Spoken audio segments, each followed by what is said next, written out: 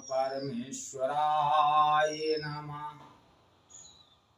ओम आदिशक्ति माता सावित्री नमः। ओम परम पूजनीय ब्रह्म ऋषि विश्वामित्र गुरुदेवाय नमः। ओम परम पूजनीय युग ऋषि श्री राम शर्माचार्य गुरुदेवाय नमः। ओम परम पूजनीय गोस्वामी तुलसीदासाय नमः। परम पूजनीय गोस्वामी तुलसीदास द्वारा रचित श्री रामचरित मानस महाकाव्य का ये 29वां भाग आप लोगों के समक्ष प्रस्तुत कर रहा हूं। आप लोग इसका श्रवण करें और जीवन धन्य बनाएं।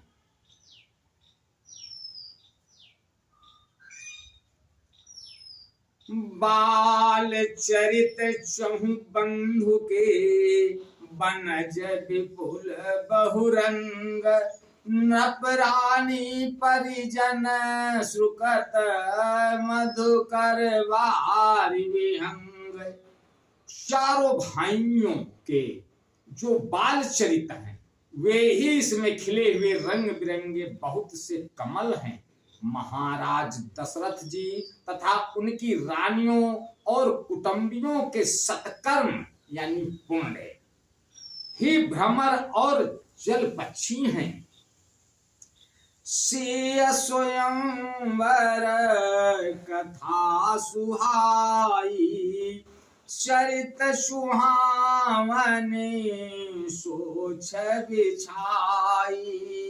नदी नाव पटो प्रश्न अनेका केवट कुशल उत्तर विवेका। श्री सीता जी के स्वयंवर की जो सुंदर कथा है वही इस नदी में सुहावनी छल छा रही है।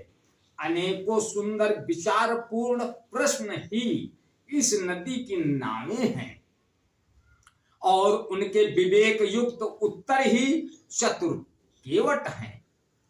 सोने अनुकथन परस पर होई पथिक समाज सुअसरि सोई। घोर धार मृगो नाथ ऋषानी घाट सुबद राम बरवानी। इस कथा को सुनकर पीछे जो आपस में चर्चा होती है वही इस नदी के सहारे सहारे चलने वाले यात्रियों का समाज शोभा पा रहा है। परशुराम जी का क्रोध इस नदी की भयानक धारा है और श्री रामचंद्र जी के श्रेष्ठ वचन ही सुंदर बंधे हुए घाट हैं। सानुज राम विवाह पुछाहु सो शुभ शुभ उमग सुखद सब काहू। कहत सुनत हर सई पुल काही ते सुकृति मन मुदित नहाई। भाइयों सहित श्री रामचंद्र जी के विवाह का उत्साह ही इस कथा नदी की कल्याणकारी बाढ़ है जो सभी को सुख देने वाली है। इसके कहने सुनने में जो हर्षित और पुलकित होते हैं वे ही पूर्ण आत्मा पुरुष हैं जो प्रसन्न मन से इस नदी में नहाते हैं। राम तिलक हित मंगल साजा परब जोग जनु जुरे समाजा।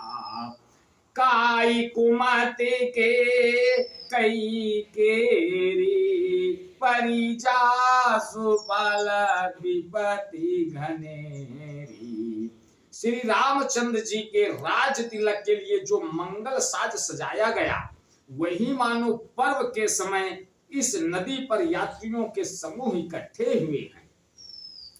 कैकेयी की कुबुद्धि ही इस नदी में काई है, जिसके फलस्वरूप बड़ी भारी विपत्ति आ पड़ी। शमन अमित उत्पात सब, भरत चरित जप जाग, कलयग कल अवगुण कथन, ते जलमल वग काग। संपूर्ण अनगिनत उत्पातों को शांत करने वाला भरत जी का चरित्र नदी तट पर किया जाने वाला जप यज्ञ है। कलयुग के पापों और दुष्टों के अवगुणों के जो वर्णन हैं, वे ही इस नदी के जल का कीचड़ और बगुले कौवे हैं।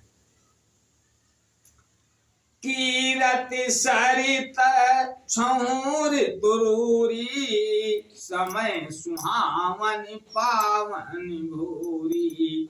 हिम हिम शैल सुता शिव ब्याहु, शिशिर सुखद प्रभु जन्म उछाओ। यह कीर्ति रूपणी नदी छओ ऋतुओं में सुंदर है। सभी समय यह परम सुहावनी और अत्यंत पवित्र है। इसमें शिव पार्वती का विवाह हेमंत ऋतु है। श्री रामचंद्र जी के जन्म का उत्सव सुखदायी शिशिर ऋतु है।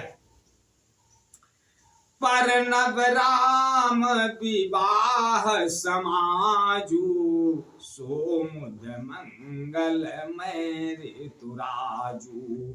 ग्रीष्म दुसाह राम वन गवनु, पंथ कथा कर आतप पवनु। श्री रामचंद्र जी के विवाह समाज का वर्णन ही आनंद मंगलमय ऋतुराज वसंत है। श्री राम जी का वन गमन दुसह ग्रीष्म ऋतु है और मार्ग की कथा ही कड़ी धूप और लू है। वर्षा घोर निशाचर रारी, सुरकुल साल सुमंगलकारी। राम राज सुख विनय बड़ाई, विशद सुखद सोई शरद सुहाई। राक्षसों के साथ घोर युद्ध ही वर्षा ऋतु है, जो देव कुल रूपी धान के लिए सुंदर कल्याण करने वाली है। श्री रामचंद्र जी के राज्य काल का जो सुख, विनम्रता और बड़ाई है, वही निर्मल सुख देने वाली सुहावनी शरद ऋतु है। सती शिरोमणि सिय गुण गाथा, सोई गुण अमल अनुपम पाथा। भरत सुभाव सुशीतलताई, सदा एक रस बरन जाई। सती शिरोमणि श्री सीता जी के गुणों की जो कथा है, वही इस जल का निर्मल और अनुपम गुण है। श्री भरत जी का स्वभाव इस नदी की सुंदर शीतलता है, जो सदा एक सी रहती है और जिसका वर्णन नहीं किया जा सकता। अवलोकन बोलन मिलनी, प्रीति परस परिहास। भायप भल चहु बंधु की, जल माधुरी सुभाष। चारों भाइयों का परस्पर देखना, बोलना, मिलना, एक दूसरे से प्रेम करना, हंसना और सुंदर भाईपन इस जल की मधुरता और सुगंध है। आज बस यहीं तक। अगले भाग में तब तक के लिए जय श्री